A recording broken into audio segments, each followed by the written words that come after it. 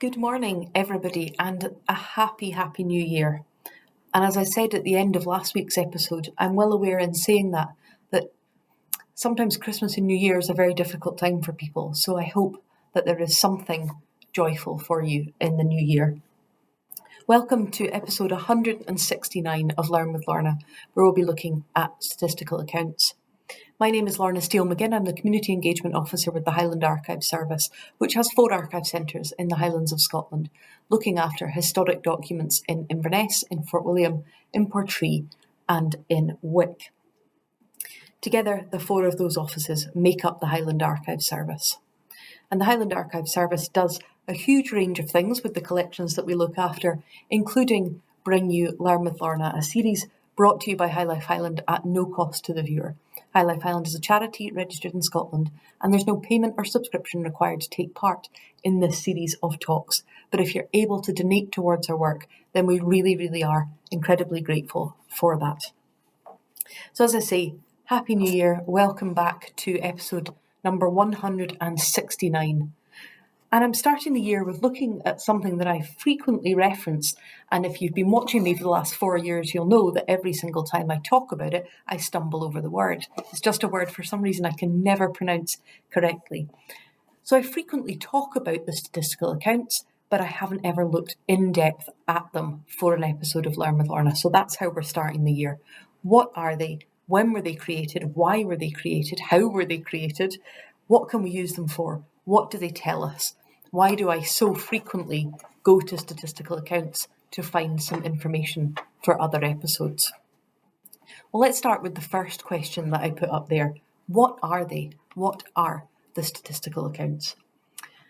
I was going to describe them in my own words when I thought, let's go straight to the experts and find a description. So I'm going to read to you the definition taken directly from the website that contains the statistical accounts, which is a University of Edinburgh run website. I'll tell you more about that at the end, but it makes most sense for me to read from there exactly what these accounts are. Many people today think of statistics as just figures and tables. In Scotland in the 1790s, statistics was a fairly new word. Sir John Sinclair, Member of Parliament for Caithness at Westminster, had heard it from the Germans, who used it to refer to a collection of facts about the political strength of a country, the new word being very close to the word state. Sir John took the notion much further. He wanted a collection of information about the economic and social activities and the natural resources of Scotland. Known as Agricultural Sir John for his interests in estate improvement and his work for the Board of Agriculture, Sinclair had 2 aims in mind.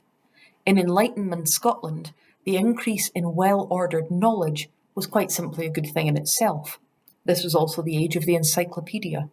He was sure that his collection of well-ordered facts based on responses by ministers in each of the 938 parishes of Scotland to 171 queries would form an account of the quantum of happiness of the communities of Scotland and also be a means of future improvement. Everything from changing fashions in dress to the different attitudes to smallpox inoculation and the resulting high infant mortality between the north and the south of Scotland can be studied within the statistical account. The minister's responses covered topics such as agriculture, antiquities, industrial production, population, natural history, and some were long in coming back. Sir John, however, was patient, and eventually, after sending statistical missionaries to hurry up late entries and a final demand written in red ink, the 21 volumes were completed by 1799. Perhaps the best way to understand the content of the accounts is to look through the queries that Sinclair posed, and you can do that within the website. These books were part of a world of turnips and steam engines, growing cities and expanding trade, of cotton mills and newly drained fields. It was no accident that statistics was added to other new words and new meanings like science and political economy. The statistical account joined Adam Smith's Wealth of Nations, 1776, and the Encyclopaedia Britannica, which was published in Edinburgh between 1768 and 1771, on the bookshelves. Many other nations, from the Irish to the Swiss, followed, but few could match the discipline and engaging clarity of Sir John and his army of ministers. These detailed parish reports provided then and now quite extraordinary, even revolutionary ways of looking at the world, hence their excitement as a source for historians. So these were volumes that were produced under the driving influence of Sir John Sinclair, who thought, is there a way we can gather statistical information about every single one of the 938 parishes in Scotland, where we can find out the type of work being done, who lives there, what are they doing with their free time, what are they doing with their work time, who's there, where are they going to school, where are they going to church, that kind of information. Coming on to the end of this paragraph from the website. So that was the first statistical account I've been talking about there. In 1832, the clergy were once again asked to describe their parishes, this time by the Committee of the Society for the Sons and Daughters of the Clergy, who had benefited from sales of the first statistical account. It was felt that time was ripe for a new edition because of the great changes that had taken place in Scotland since the 1790s. The new statistical account was written mostly in the 1830s and published in parts from 1834, finally being issued as 15 volumes in 1845. So great were the changes that the committee advertised in great measure a statistical account of a new country. Used together, these two accounts make close investigation of the actual state, industrial, social and moral, very rewarding. The original volumes can be consulted in the National Library of Scotland and in public and academic libraries and archives. The first two have been made available in digital form online, and again I'll tell you where you can get those at the end. And the publication of the third statistical account began in 1951 and was completed by 1992, and those can be accessed within local libraries and archives, such as the one I am in. So that's hopefully gives a comprehensive overview of what the statistical accounts are and how they came about and why they came about, and largely because of a Caithness man. And Sir John Sinclair of Ulster really was an interesting man. Like many of his time, he's very, very progressive in some ways. He established the Board of Agriculture and apparently went some way to preventing extensive financial ruin in the country because of his skill with finance and his advice to the Prime Minister. But on the other hand, that interest in agriculture led him to clear tenants from his Caithness estates, and he was also an owner, I believe, of enslaved people, owning land and people in St. Vincent.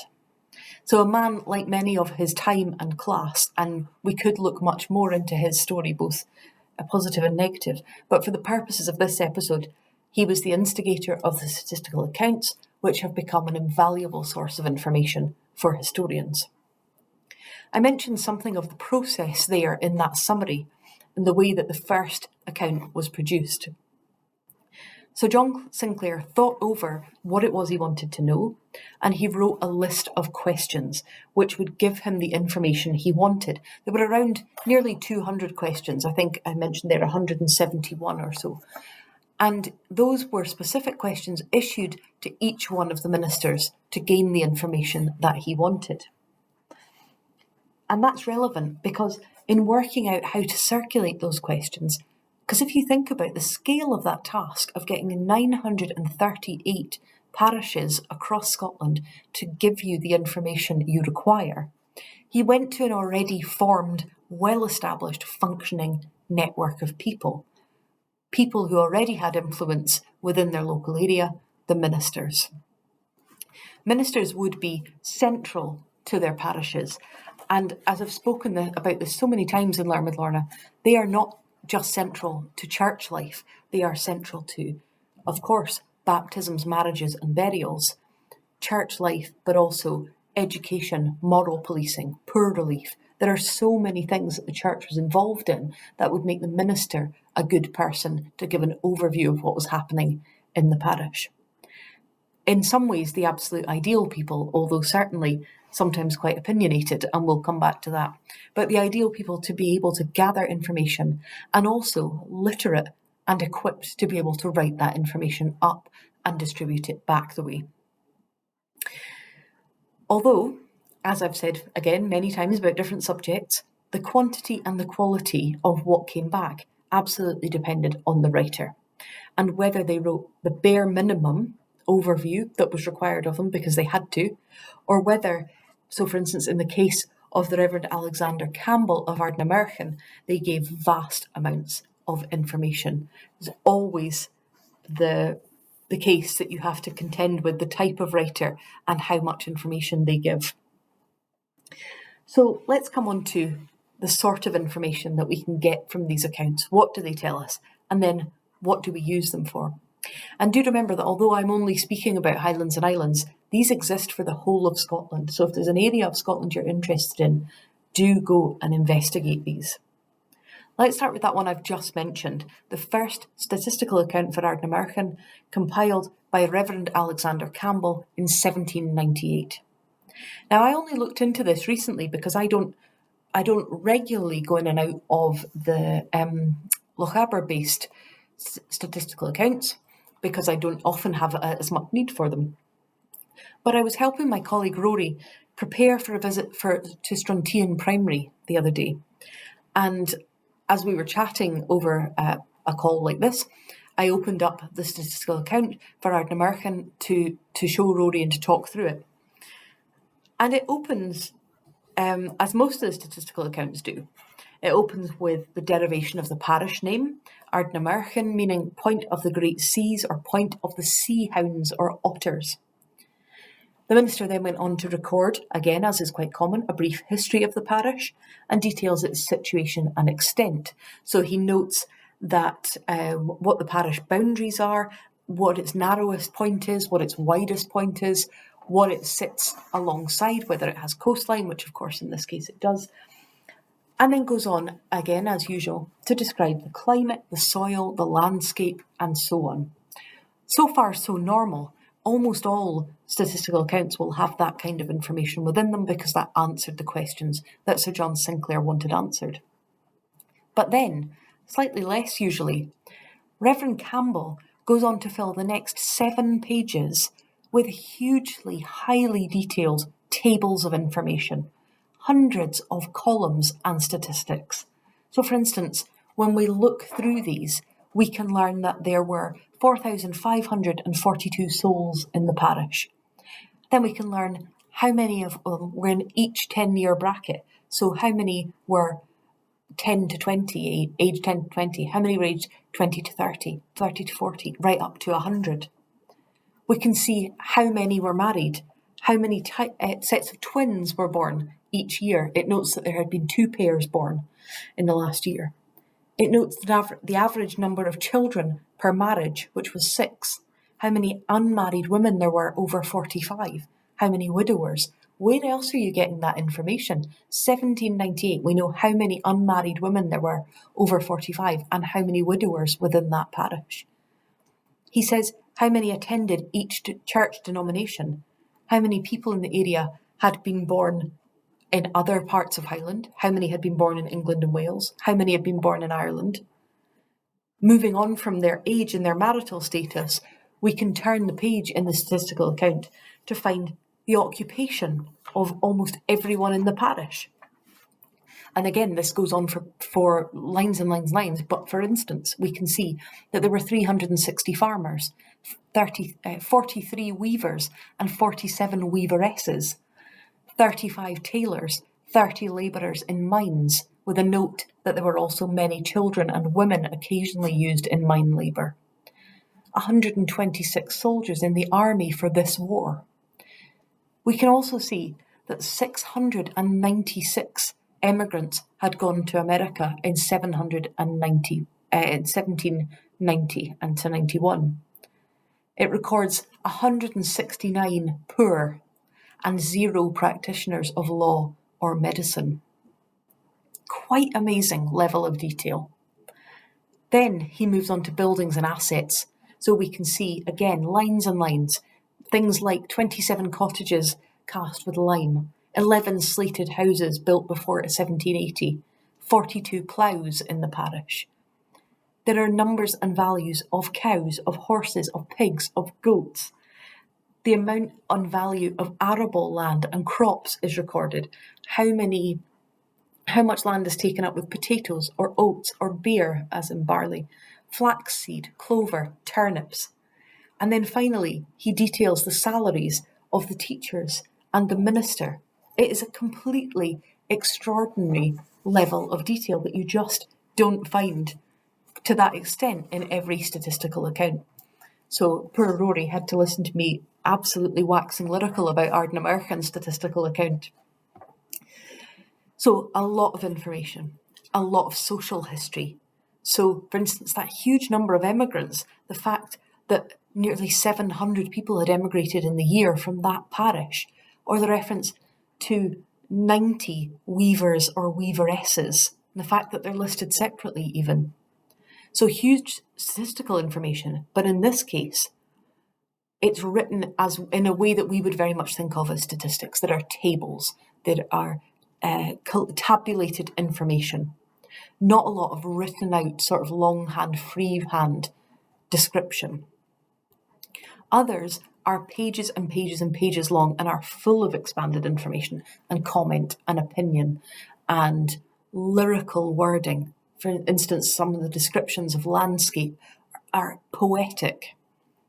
So for instance, if we look at the first statistical account of Och, that runs to about 30 pages, and it includes lengthy written sections on minerals, on agriculture, manufacturers, populations, fisheries, prices of provisions, roads, bridges, language, antiquities, the general character of the inhabitants. So for instance, we can see extracts like this. The chief error of these tenants is that they rest little of their grounds, and these only when worn out, nor do they sow any grass seed. This obliges them to send off most of their cattle to remote highland glens for the summer, where they lose many of them, and their growth is much retarded. What a loss must it also be to their farms to be deprived of the dung of those cattle for about 5 months of the year. Such extreme backwardness in the state of farming here is occasioned partly by the tenants' own obstinacy, that they will not follow good examples set before them by the gentlemen farmers, partly by their poverty, as few of them can afford to purchase good utensils or grass seed, but chiefly by the highness of their rents, the scarcity of servants, and the shortness of their leases, in which few cases exceed 7, 8, or 15 years. I found that quite interesting little summary there. The fact that the chief error is to do with not using their land properly, extreme backwardness, that they're not following the examples set by the gentlemen farmers, but then also the next line, that they have no money, and the third line, that they have high rents, no servants, and incredibly short leases. So you start to think, well, they wasn't really that much of a choice then, was it? So the first statistical account was completed, as Sir John Sinclair had envisioned, and it was quickly realised to be of value and of interest. And I say value meaning one way, not the other. It was of value and of interest to historians, to various others, but it was not of value in terms of finance. It was not profitable. And after it had been out for several decades, it's interesting how this comes around. There was a desire to replicate the idea. And as I mentioned in that overall kind of initial overview, the parish ministers were once again drafted in to contribute information about their parishes, which were likely to have undergone a huge amount of change in the intervening years. The second statistical account was slightly different, although it followed a very similar process. The questions had a slightly different focus, with more weight on natural sciences and no one person at the top, as there had been with Sir John Sinclair with the first. And I was interested to read, as I was looking through that, remembering, I don't know if you remember me saying what a hassle it had been to get some of the ministers to complete the questions the first time round, and the fact that they'd had to send a red pen letter out getting everybody to finish them. I was interested to note that for the second, or the new statistical account, the General Assembly passed a rule pushing ministers to comply with the second. Nevertheless, it still took a hugely long time to complete. It still took years. But again, the snapshot that it gives to us is completely invaluable of the insight we get into the nation. Many of them start with or include amendments or corrections to the first statistical account. So they might say, the old statistical account states that the name derives from such and such, but actually the parish name is now thought to mean something else. So you'll see the way that knowledge has changed over the time. There are also often comparisons with the old statistical account. So for instance, if we take this extract from Rogart Parish, the greatest change has taken place in the habits of the people since the last account. They are now very industrious in general, and surpassed by none around them as willing, skilful, and active labourers in all those kinds of work which the extensive and varied improvements carried on in the country have supplied to its population. Which, again, I know I keep saying this, but just really interesting. I want to say judgment, it's not quite the right word, but that the opinion that's being given there to the abilities and the willingness of the people to work. What about this extract from Duranish in Skye? A couple of different extracts. Very great changes have taken place in this parish, both in regard to the aspect of the country and to the habits of the people, since the last statistical account was published. The formation of roads and bridges may be first averted to. 25 years ago, there was only one bridge in this parish and not a mile of carriage road. Now there are lines of excellent road traversing it in various directions, and every stream that crosses these lines is spanned by a bridge. The district of Glendale is the only part yet left in its original inaccessible state. Another extract. The mode of agriculture pursued on the larger farms has likewise undergone a total change. Now fields of clover and turnip are to be seen, where at one time there was nothing but useless bog grass growing, and a system of 5 years rotation is adopted instead of the old one of 2. New agricultural implements have likewise been introduced. Both dwelling houses and farm offices have undergone equally great improvement. The stock has been completely changed. The immensely increased facilities of attaining education make a great and most beneficial change to the situation of the common people. I mean, I just found that completely extraordinary. Just the fact that they're saying, basically, the police is unrecognisable between the first and second statistical accounts. There are roads, there are bridges, there's education. The buildings have changed, the farm practices have changed, the stock has changed, the animals have changed, the crops have changed, the way we farm the land has changed. It is quite remarkable that we have got an insight into this from the late 1900s and in the mid-1800s, which just overlaps this period of enormous, enormous change. Now that extract I've just been reading from there comes from Duranish, and I wanted to come back to Duranish later because it's a particularly interesting one. But I wanted first to illustrate something that I mentioned earlier, how much the opinions of individual writers were able to be visible. We're often left in absolutely no doubt about the feelings that the writer had, both positive and negative, about whatever they might be talking about. And that's particularly evident when the writer has a very eloquent or loquacious or skilled way of writing. And I would really encourage everybody, if you're interested in finding out more, to read the second statistical accounts of Kilmuir and Duranish, even if you have no connection to those areas, because they are bursting with descriptive writing. In one extract from the Kilmuir second statistical account, the writer states, "It is impossible, by any description, to give an adequate idea of the calamities of the late destitution." It is impossible by any description to give an adequate idea of the calamities of the late destitution. Such a strongly worded reference to what has been happening in and around Skye in the early 1800s.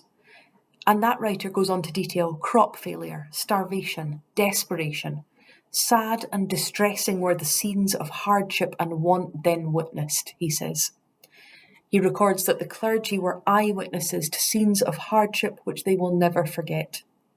A large population dealing with declining resources, failures of crops, failures of herring fisheries, collapse of the kelp industry, and so on. So as well as all of the other kind of more statistical information that he's recording, he is very much putting down a mark in the paper about what that parish is dealing with at the moment that has been written and the impact that that's having. Alongside that, though, he also records other decline and loss and changes. So, for instance, superstition.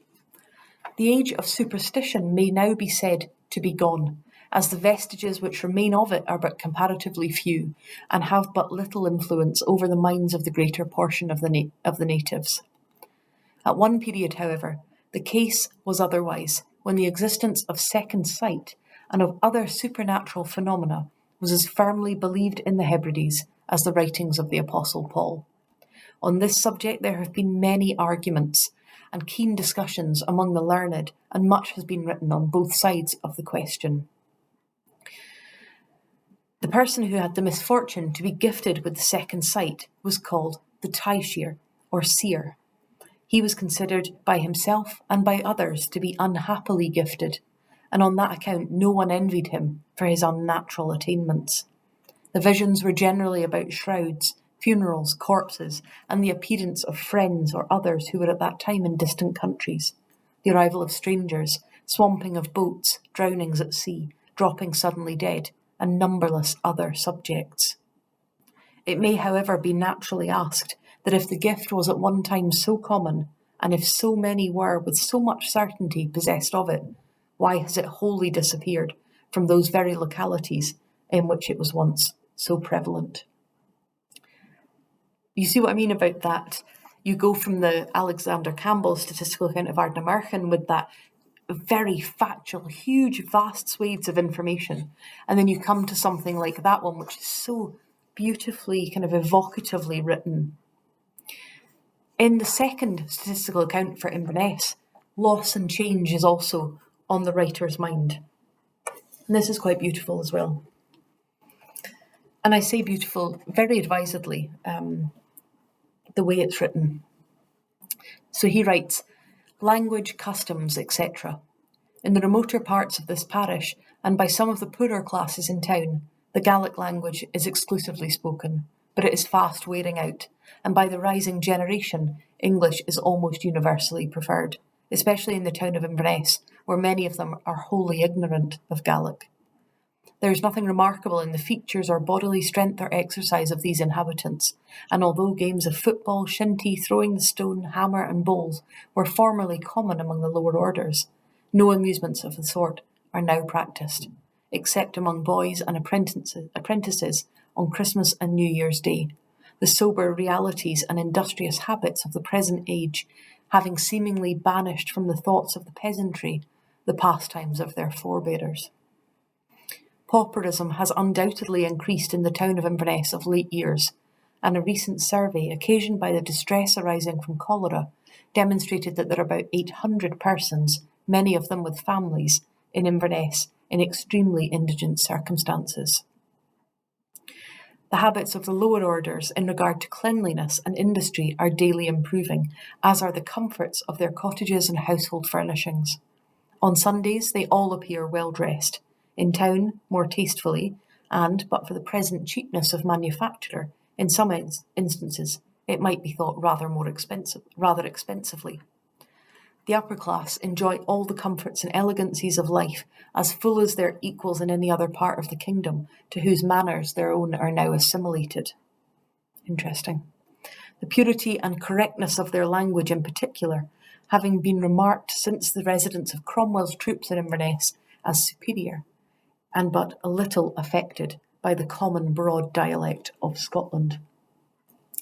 just thought there's something there around loss, around the fact that transition from Gaelic to English, but also that reference there to, I want to find the exact wording because the upper classes, who as fully as their equals in any other part of the kingdom, to whose manners their own are now assimilated. So there's something there about the loss of what was unique.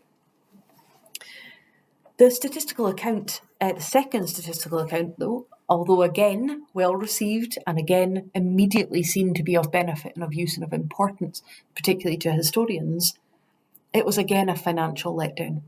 And the idea of a third statistical account wouldn't come around again for another 100 years, with the first volume being produced in 1951. And I found that really interesting because as soon as I started to look at it, I was like, we should do another one. We should do another statistical account. We never learn that if it wasn't financially viable then, and it wasn't for the first or the second or the third, maybe it's not, but I'll come back to that point at the end. So it wasn't, as I say, until the first volume of the third statistical account wasn't produced until 1951.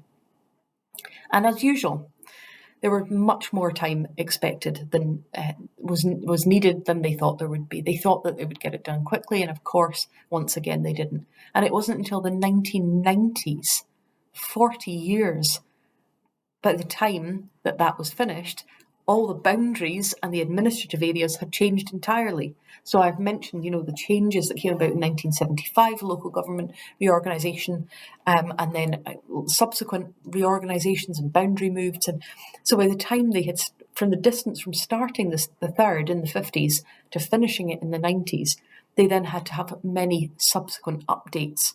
So you do find some written in the 50s and 60s, which then have added notes in from the 80s or 90s.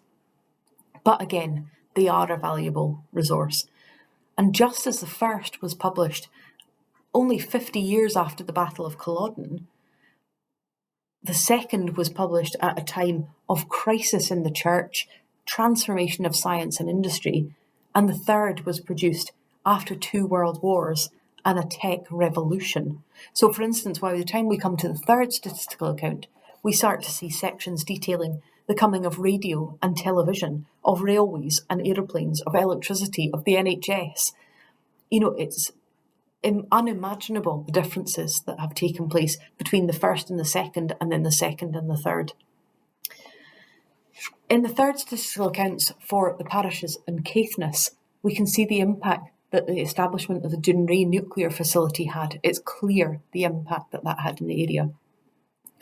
And in the lists of occupations, gone are those large numbers of weavers and weaveresses, to be replaced by cinema owners, video libraries, refrigeration engineers.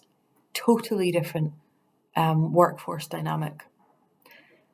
And I thought if we were to do it again, those drapers, the chandlers, etc. would be gone. The statistical accounts capture the nation at 3 moments in time, and we are so lucky to have them for the 1790s, for the 1840s, and for the late 1900s. But I wanted to finish by going back to a very, very reflective piece from the second statistical account for Duranish, one that I said was incredibly powerfully written. Excuse me. And it talks again about loss. And I'm very hopeful I can get to the end of this without coughing. So again, second statistical account for Duranish. Have a listen to this. Really beautifully written extract.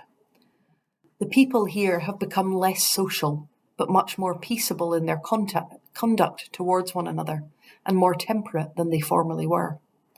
It was, as is well known, customary for neighbours to visit each other's houses nightly, and to while away parts of long winter evenings in reciting tales and traditions, singing songs or playing musical instruments. Now, all this is completely given up. It is with difficulty that a tradition regarding the once most popular characters or events can be picked up. The tales seem to be completely forgotten. It is rare to hear a song sung, and still rarer to hear the sound of pipes or violin. each family confines itself to its own dwelling, or if a visit is paid, the time is spent in retailing the silly gossip of the day.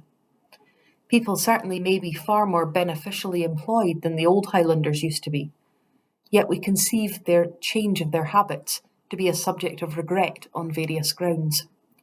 The traditions of a country, the only source of information concerning bygone days in the absence of written records, are always interesting and instructive, and it is to be lamented that the traditions of the Highlands have been to such a great degree irrevocably lost.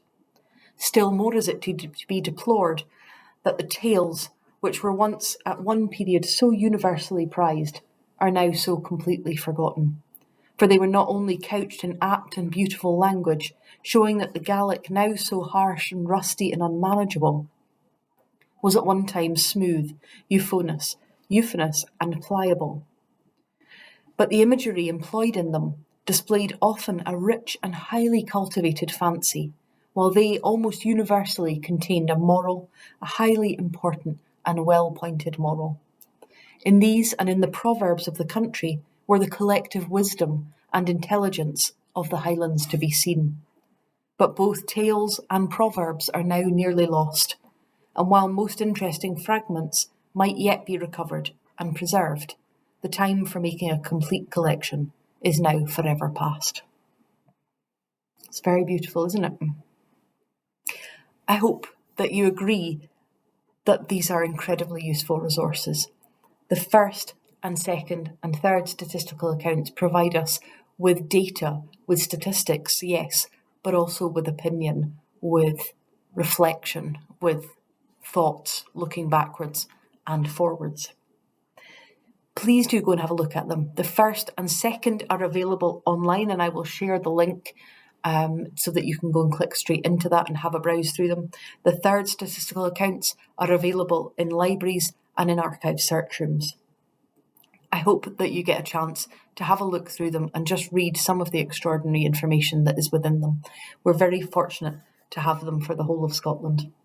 I hope you can join me next week, where we will be back live and we'll be looking at a further look at Inverness Borough records, which I last looked at 3 years ago. So we're going to be looking at some different extracts. I hope you can join me then. Thank you for joining me today. Again, a happy new year, and a reminder that this series is brought to you by High Life Highland at no cost to the viewer. High Life Highland is a charity registered in Scotland, and there's no payment or subscription required to take part in this series of events. But if you're able to donate towards our work, then we're very grateful for that. Thank you.